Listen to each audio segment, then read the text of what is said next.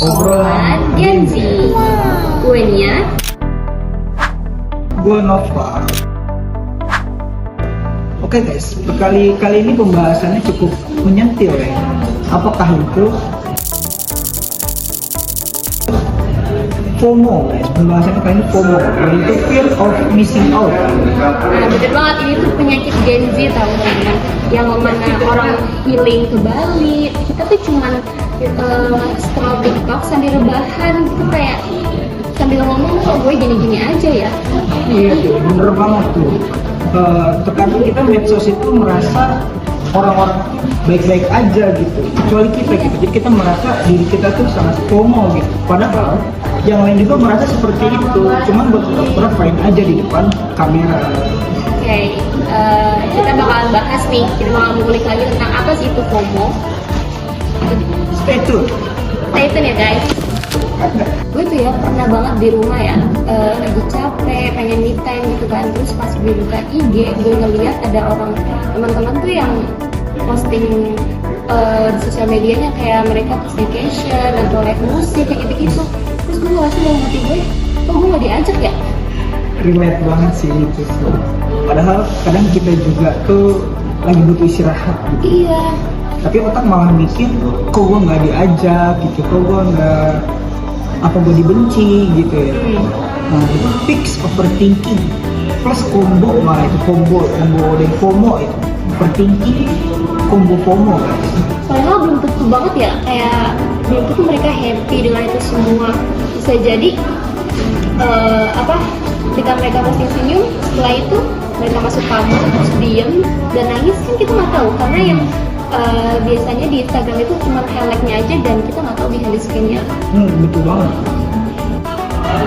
Oke guys, kita sekarang masuk ke teorinya ya, sedikit pelajaran dan ilmu apa yang kita bakal bahas. Yes, jadi menurut User and Gratification Theory, kita tuh menggunakan media sosial untuk kebutuhan.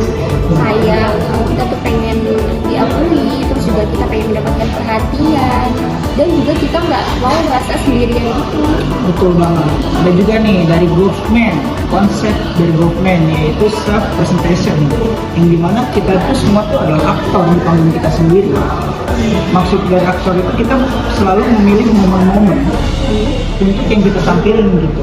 Jadi nggak semua momen yang kita lakuin ditampilin, cuma kita selalu memilih-milihnya gitu. Buat apa? Biar terlihat image kita tuh selalu oke di mata orang. Iya betul banget. Masalahnya semua orang tuh upload di sosial media ya bagian senang-senangnya aja gitu. Jadi kayak kita tuh merasa kurang dengan itu semua.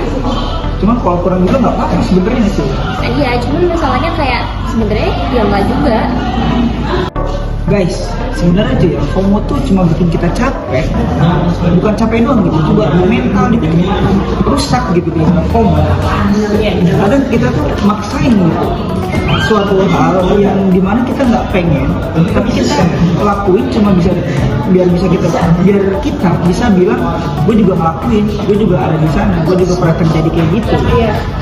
Dan yang jadi ininya kayak kita tuh jadi susah nikmatin momen teman-teman, kayak nongkrong kita juga harus bikin caption, terus kayak kita juga harus bikin highlight buat bikin story yang bagus. Komunikasi dulu jadi jelek, jadi fake, cuma bohongan doang. Yang awalnya buat cari connect, tapi malah jadi pamer connect gitu guys.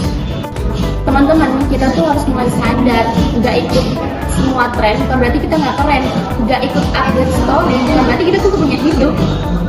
Lu nggak harus ikut event ya, stop ikut event kayak gituan.